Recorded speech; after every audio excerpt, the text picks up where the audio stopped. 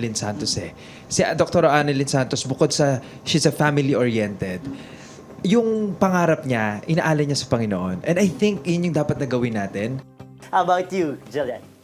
Actually, same din po kasi nga si Annalyn, kung papansin niyo po, lagi siyang may mga eksena nagdadasal siya. Yes. And yun, very faithful po si Annalyn and kung mapapansin niyo po talagang driven po siya dahil hindi niya po to ginagawa lang para sa sarili niya, kundi ginagawa niya po to para kay Nanay Lynette, kay tatay niya, helping others and being dedicated. Tsaka po talaga si Annalyn, sa lahat po ng gagawin niya, pure po yung intentions niya. And naniniwala po ko, kapag pure yung intentions mo, you will always win, kahit ano pa yan.